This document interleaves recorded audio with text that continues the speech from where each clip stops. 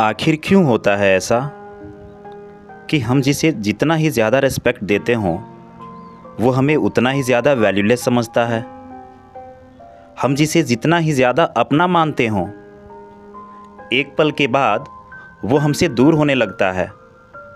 हम उसे अपनी ज़िंदगी की सबसे ज़रूरी चीज़ बताते रह जाते हैं और वो हमारी सारी फीलिंग, सारी बातों को नज़रअंदाज करके अपने पैरों तले कुचल के अपनी उस दुनिया में चला जाता है जहां उसे अब खुशी मिलती है। पता है आजकल के इंसान का स्वभाव कैसा हो गया है? आजकल के इंसान दो रंगी हो गया है।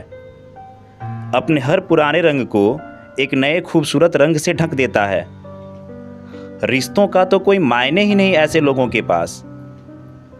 ऐसा इंसान आपको छोड़ के जाता है। हर हाल में वो जाएगा ही आपको छोड़ के। अब आप लाख अपने आंसू दिखा लो, साथ में गुजारे अच्छे पलों को याद दिला लो, उसकी सारी कस्में वादे उसे याद दिलाओ, लेकिन अब वो आपके पास नहीं रुकने वाला, क्योंकि आप में अब उसका इंटरेस्ट है ही नहीं। उसके वही जुबान जो कभी आपकी खूबियाँ गिनते नहीं थकते थे, जो कभी आपको अपने लाइफ का सुपर हीरो बताते थे, आज उसे सिर्फ आप में खामियां ही दिखती हैं। असल में आप में उसको इतनी खामियां दिखना आपके बेइंतहा प्रेम का ही तो प्रमाण है। आपने उसे इतना प्रेम कर दिया, इतना रिस्पेक्ट दिया आपने उसे कि अब आपका कुछ भी उसे फील ही नहीं होता। पता है क्यों? क्योंकि इंसान को जब कोई चीज़ बहुत ज़्यादा मिल जाए ना, फिर उसे उसकी कोई वैल्यू नहीं रहती।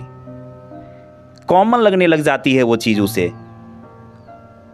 आपको अब एक तो बात ज़रूर समझ लेनी चाहिए कि वो आपका कभी नहीं था। उसने कभी आपसे प्रेम किया ही नहीं। कभी भी उसे आपकी ज़रूरत ही नहीं हुई। हाँ, हो सकता है कि वो थोड़ा बहुत आप में किसी पार्टिकुलर नेचर या हैबिट को पसंद किया हो और सिर्फ अट्रैक्शन हो गया हो उसे आपसे, और गलतफहमी में उसने उसे प्यार बताया और आपने समझ भी लिया। लेकिन सच है कि गलतफहमी एक ना एक दिन ख़त्म ही हो जाती है, और जब गलतफहमी किसी रिश्ते में ख़त्म हो रही हो तो ये तो बहुत अच्छी बात है। भले ही इसमें एक को दुख, दर्द और तकलीफ़ का सामना ही क्यों ना करना पड़े, क्योंकि गलतफहमी वाले रिश्ते में ना कभी भी वास्तविक और आंतरिक प्रेम नहीं हो सकता। उसकी गलतफहमी दूर हुई और उसने रिश्ता तोड़ लिया। आपने अगर उसे सच्चा प्रेम किया है तो आपको उसके खुशी का भरसक प्रयास करना चाहिए।